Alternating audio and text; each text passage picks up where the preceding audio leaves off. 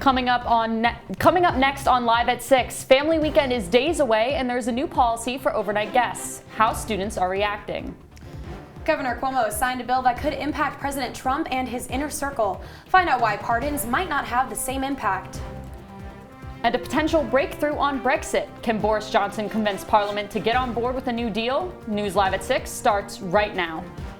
This is Citrus TV News Live at 6, your campus news leader. The Department of Public Safety released information this morning regarding 2 incidents from this past weekend. Good evening, I'm Jenna Bree. And I'm Amber McElrath. DPS says 3 minors knocked a student to the ground and kicked the student in the head. Then on Sunday evening, 3 males robbed someone in Oakwood Cemetery. Those 3 are in Syracuse police custody and face robbery charges. Flu shots were available today for all students at the Barnes Center at the Arch. CitrusTV reporter Ford Hatchett breaks down the partnership between SU and Onondaga County to vaccinate students this flu season. As the leaves change colors, sweatshirts and sweatpants return, and the October chill reaches Syracuse, the dreaded flu season also approaches. In a partnership with Onondaga County, free flu vaccines were given out today at the Barnes Center.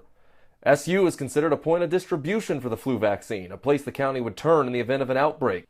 But SU Medical Director Karen Nardella says despite expecting to treat approximately 3,000 students, she'd like to vaccinate even more. We do send back flu vaccine every year, though, so we're not giving out all that we could. There's definitely, we could give a lot more. The average in the U.S. is about 45% of adults getting the vaccine, and 3,000 out of the student population is not near that number, although a number of students may get it at home or at a pharmacy, other places, but we do about 3,000. Nardella says the 30 minutes it takes for a vaccination is a much better alternative to getting the virus.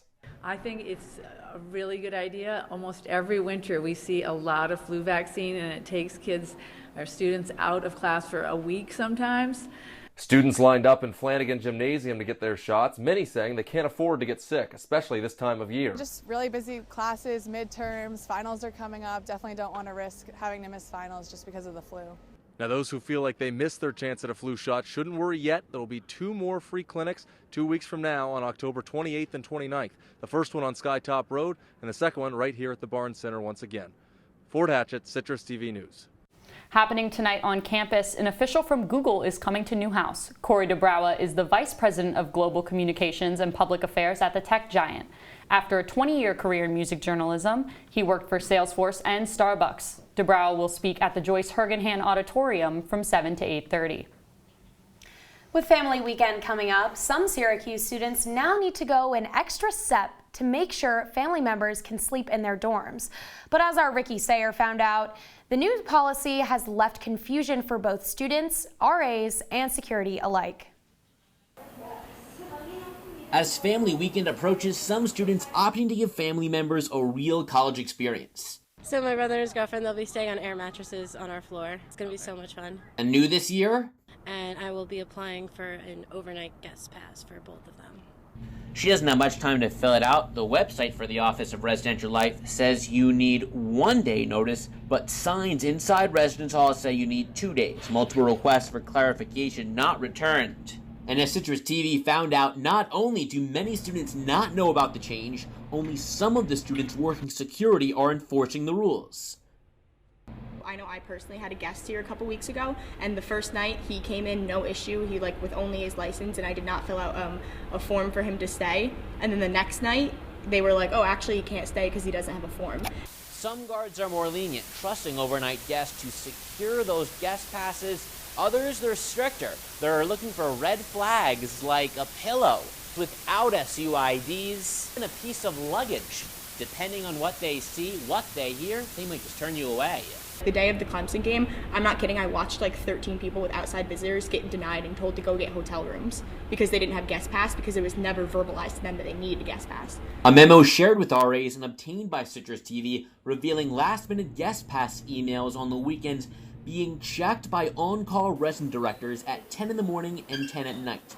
According to our sources, an RA asked at a recent meeting what to do in the middle of the night, and they were told the university is still trying to figure that out. So the thing that doesn't make sense to me is it's college, there's a hookup culture. What if you're bringing someone home for the night that you didn't know about? Obviously, there's like a gray area for like going to a bar and meeting someone and going home to the same place together. Ricky Sayer, Citrus TV News. Also, new minors cannot stay in dorms without advance written parent approval. Well, Amber, it was a cloudy morning, and I was really hoping that rain would hold off, but I was disappointed. I was so cold this morning that I almost went to the bookstore and bought a sweatshirt just because I didn't have a heavy enough jacket. Now, weather anchor Nicole Weaving is live from the Citrus TV weather deck. Nicole, we're dry here in the studio. Is it still raining? It certainly is, Jenna. I've got my nifty Citrus TV umbrella, and I suggest anyone going outside from here on out do the same, as this rain is only going to continue into tonight. Currently, it's a comfortable 56 degrees outside, but tonight those temperatures going to drop down to a low of 44 degrees. The wind also going to pick up tonight, making it that much chillier if you do plan on going outside. So my best advice, stay home and cozy under a blanket, curl up, watch a movie, read a book, however you enjoy spending your time inside. If you are planning on going out tonight, make sure that you wear a jacket to stay warm and bring an umbrella to stay dry. Later in the show, I'll let you know how long this rain is going to stick around in my full weather forecast. Back to you guys. Thanks, Nicole. Centro officials are looking to change school bus routes after a major fight at its hub downtown. Roughly 50 to 100 teens crowded around a brawl that happened in September. It's the latest of many fights that have broken out at the hub. Centro's CEO says they're looking for direct routes that would go around the hub. A home in Lyncourt suffered serious damage after it caught fire last night. The Lyncourt fire chief says there are no injuries as a result of the fire. The Post-Standard reports firefighters tried containing the flames for over an hour. Officials have not determined a cause. Empire Brewing Company's location in Armory Square is closed, at least for the time being. The owner says the brew pub will be closed while he negotiates with the building's landlord over the terms of a new lease. In August, the parent company, Empire Brewing, filed for bankruptcy. According to the owner of the brew pub, this won't affect operations and could potentially be a good move for the company. And a man in the village of Salve is suing an e-cigarette company after his device battery blew up in his pocket. He says the injury severely burned his legs and he had to have surgery to heal the wounds. The man is suing the manufacturer for $73,000 in medical expenses and emotional damages. Earlier today, Governor Andrew Cuomo signed legislation allowing New York to prosecute people pardoned by the president. This means individuals can still be charged with a crime at the state level, even if they've received a federal pardon. This comes as the Ukraine investigation picks up in Washington. Both President Trump and Rudy Giuliani are New York residents. Coming up next, Citrus TV's Augustus LaRue walks us through last night's Democratic debate and its impacts on the race. And a new Brexit deal may get the nod from the EU, but will it get the approval in Parliament? Stay tuned. Fancy pants peanut butter? A big screen television? You haven't even brought a sofa yet. A motorcycle? When your father finds out, he's gonna flip his shoes with 2 buckles? What do you even need 2 buckles for? Mr. Big Shot, buying whiskey shots for everybody in the bar. From the looks of it, I'd say nobody even remembers. Feed the pig.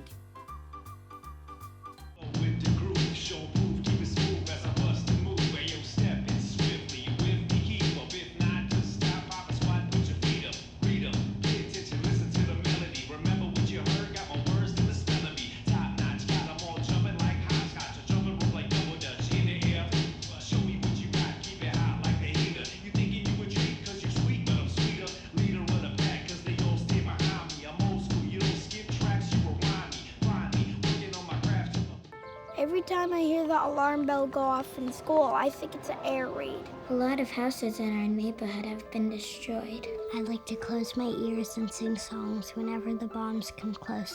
I'm worried our new neighbors won't like us. But I know it's all gonna be worth it. I just want my family to be safe. But these are not my words. These are not my words. These are not my words.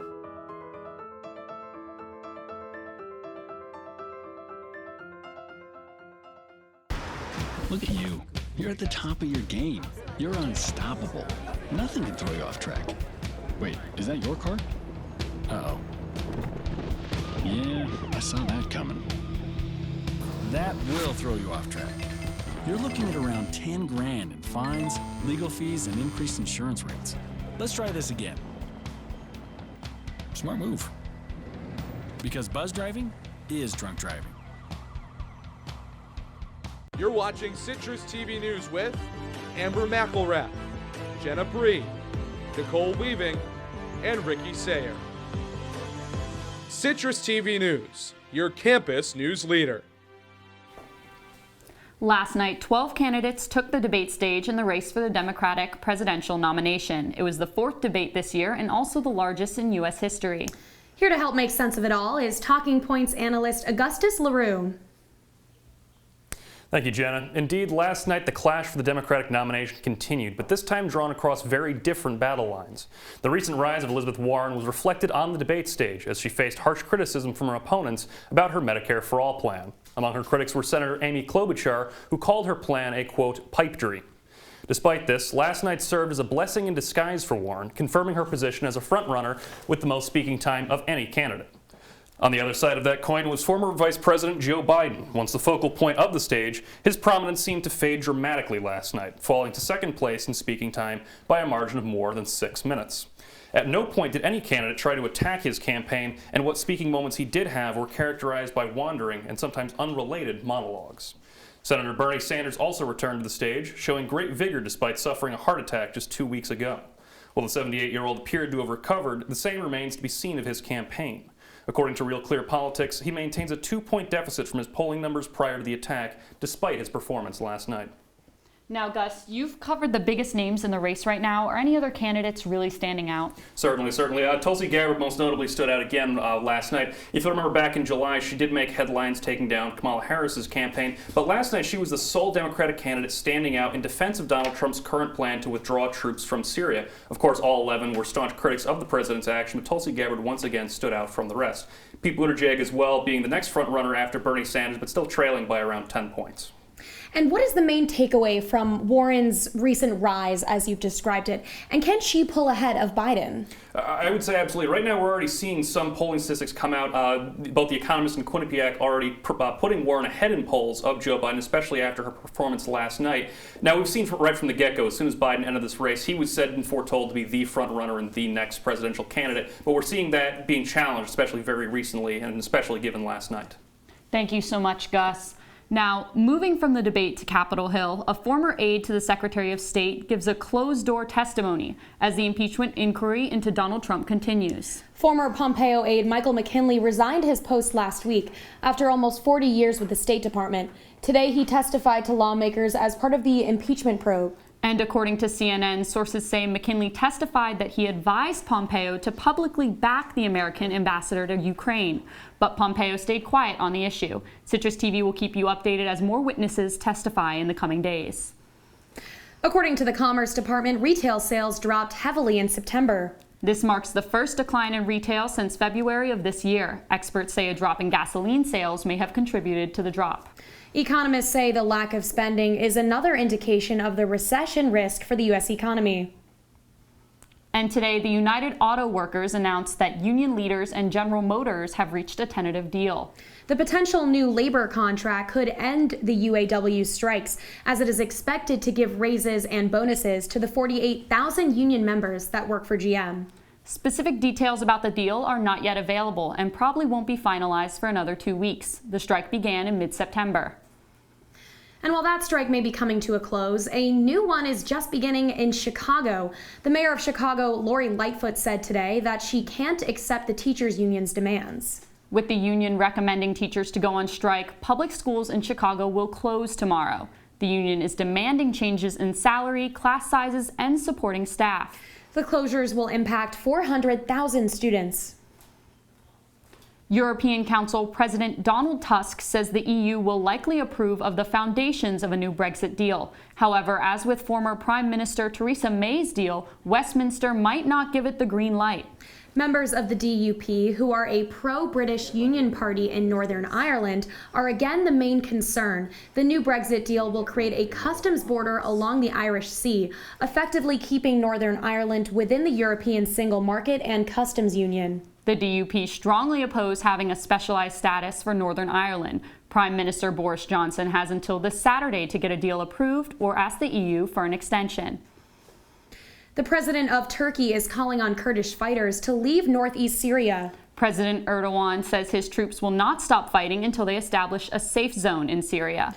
Vice President Mike Pence and Secretary of State Mike Pompeo are headed to Syria to discuss a ceasefire with Erdogan, but Erdogan said Turkey would, quote, never declare a ceasefire. To Hong Kong now, as pro-democracy legislators in that territory interrupted their leader's policy address.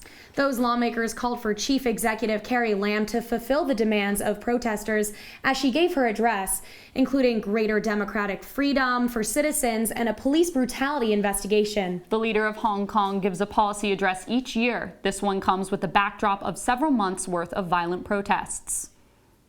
Coming up next, you can see the cranes are down now. Find out what severe weather is on the way next. Taking care of a family member can lead to plenty of questions. Fortunately, there's a place to get the answers, for them and for you. Find articles, tips, and tools from experts and others who have been in your place. The Caregiving Resource Center at aarp.org/caregiving. Just put it in your pants.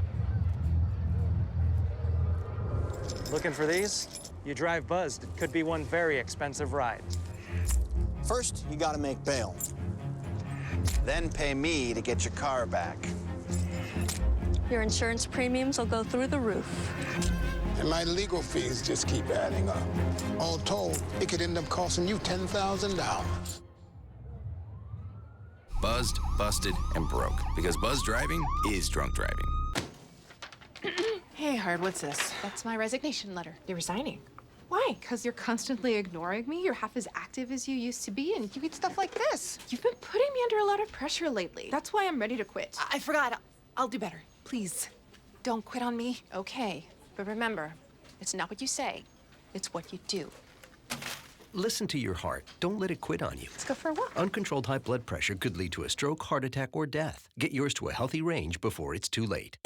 If you see news happening on campus, in Syracuse, or across the nation, call the CitrusTV Newsroom, 315-443-1177, or tweet at CitrusTV News, your campus news leader. From the CitrusTV Weather Center, this is SU's most accurate weather forecast. So I'm back inside and dry now inside the CitrusTV studios. As we take a look around our current temperatures, kind of warmer on the inside area of the state where we're seeing lower to mid 50s temperatures, but cooler down towards Elmira, Penn Yan at 48, and then up near the lake around 50 degrees. So when you're waking up tomorrow morning, this rain not going anywhere. So when you wake up, you're going to want that umbrella, your rain boots, and pretty much any warm clothing because it'll be about 58 degrees. That rain going to continue throughout the day, and that wind's also going to pick up to about 17 miles per hour, building maybe even a chance of seeing that sideways rain that Syracuse has been known for. And as we continue throughout the day, it's going to warm up just a smidge, not getting too much above 50 degrees, sadly, and that rain really not going anywhere. It's pretty much 100% chance of rain throughout the moment that you'll probably wake up for tomorrow till the moment that you go to bed. So I strongly suggest if you don't have to go outside, don't. It's going to be absolutely miserable and gray tomorrow. But if you take a look at our radar, you can even see that green just completely moving through and really not going anywhere. If anything, it starts to thicken down towards the end. As you can see, it's building in its range, and that's because of a bomb cyclone. Syracuse isn't the only city seeing lots of rain because of this powerful coastal storm bringing torrential rain and wind that's expected to hit the northeast tomorrow. So according to the National Weather Service, strong winds of up to 60 miles per hour, nearly 3 inches of rain, and flash flooding could be expected along the coast. And the storm could also strengthen to become what's known as a bomb cyclone. And this occurs when the atmospheric pressure is equal to a Category 1 hurricane. So now, this isn't meant to scare people into boarding up your windows or doing anything drastic, more to just warn people to expect delays and cancellations out of New York City and New England. So again, for us in Syracuse, expect all of these conditions to be less severe. And Toni, at least the men's soccer team had clear skies last night. Yeah, that's right, Nicole. Syracuse men's soccer returned home last night after picking up its first ACC victory over the weekend. The Orange played host to UConn on Tuesday night, looking for back-to-back wins for the first time since August 24th. All the action from that matchup and more when we come back.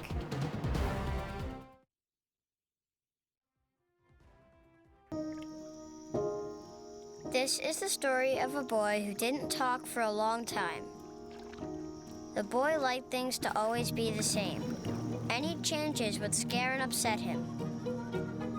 The unknown was an unfriendly place. The boy was very sensitive to lights and sounds. So he built secret hiding places where they couldn't get in. The boy didn't like looking people in the eye. He wasn't trying to be mean, it just made him feel uncomfortable. Sometimes he would flap his arms again and again. One day, I found out I have something called autism. My family got me help. Slowly, I found my voice and learned all the ways I could live with it better. Early intervention can make a lifetime of difference. Learn the signs at autismspeaks.org.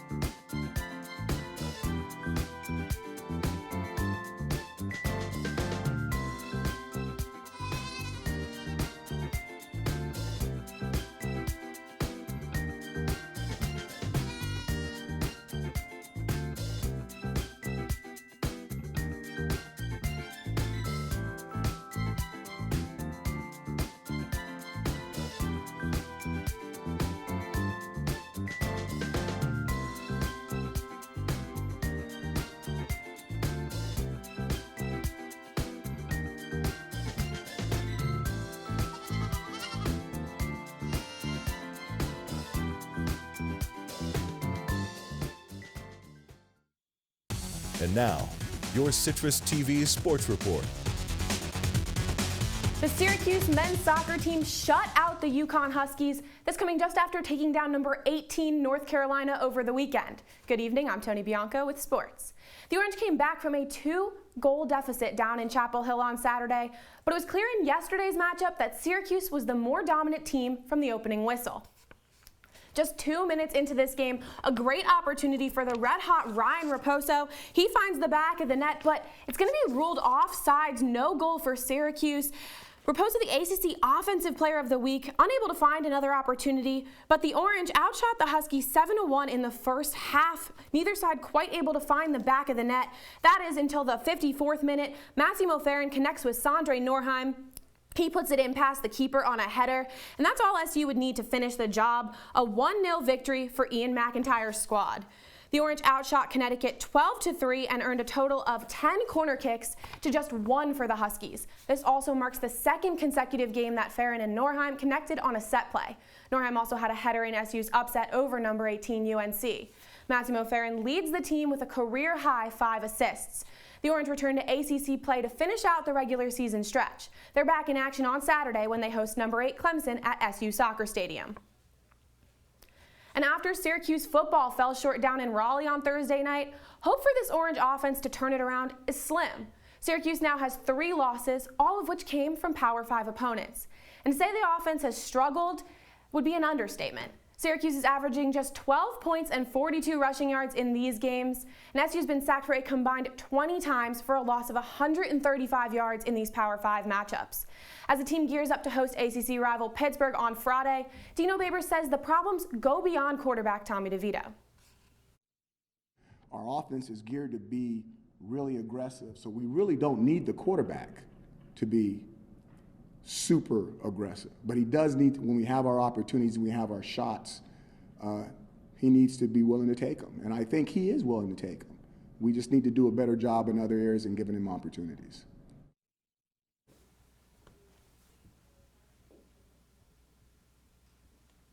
And on the diamond, the Washington Nationals clinched their first World Series berth in franchise history last night. The Nats took down the St. Louis Cardinals in a 4-game sweep of the NLCS that was capped by a 7-4 victory on Tuesday night. Ryan Zimmerman was on the mound when Tommy Edman hit a harmless fly ball in a center field, sending the Nats to the Fall Classic for the first time in the team's 15-year history. Second baseman Brian Dozier joked after the game that Zimmerman is so beloved he could be the mayor of the city tomorrow if he wanted to. The Nationals are now the 4th team in baseball history to go from 12 games below 500 in the summer to the World Series in October. The Nats and their stellar rotation will get about a week of rest before they face either the Astros or the Yankees in the World Series. But before the Fall Classic, those two teams still have a few innings to play. Game 4 of the ALCS has been postponed until Thursday night due to weather. Houston currently leading the series 2-1. The pitching matchup is set to be a rematch of Game 1. Zach Greinke on the mound for the Astros and Masahiro Tanaka for the Pinstripes. Tanaka blanked the Astros in 6 innings in Game 1. First pitch for tomorrow, set for just after 8 p.m. Thanks so much, Toni. And coming up, another look at your weather. Don't go away.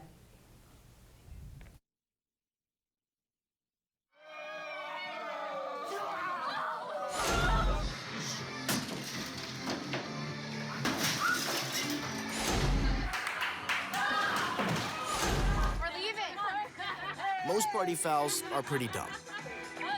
But if you decide to drink and drive underage, you could lose your license and your freedom. Underage drinking and driving. The ultimate party foul. They call me Maxie, but I prefer tripod. I was your above-average 4-legged homie and then wham-bam minivan. Some people pity me. Now that's lame. I still run, fetch, and swim. And the ladies love me. I'm the ultimate wingman. Just don't ask me to high five.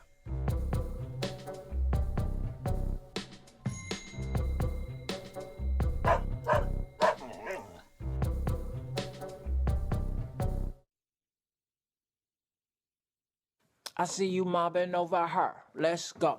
Let's mob. Let's crawl. Let's crawl. Let's crawl. Hey, yo, we mobbing. Come on, girl. Let's crawl. Hey, yo, let's crawl. Hey, yo, let's crawl. Hey, let's crawl. Hey, yo, let's crawl.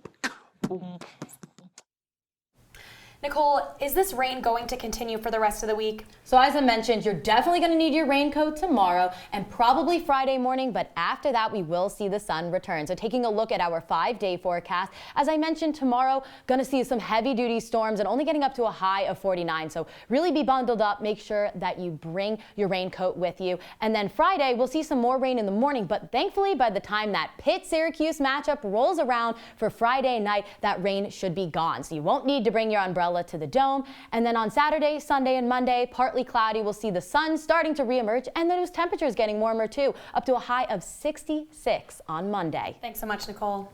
Now, it's a bird, it's a plane. Nope, that's a helicopter. Are you sure that's a helicopter, Jenna? Looks kind of like an alien spaceship to me, but no, this is a Chinese military helicopter revealed at an air show there. The country's media is calling this thing a, quote, super great white shark. We haven't seen it flying in action yet. We also don't know if it can even fly. One thing is for sure, it's a page right out of a sci-fi movie. And that's all the time we have for today. And be sure to follow us on Facebook and Twitter at CitrusTV News. I'm Jenna Bree. And I'm Amber McElrath. Have a great evening, Syracuse.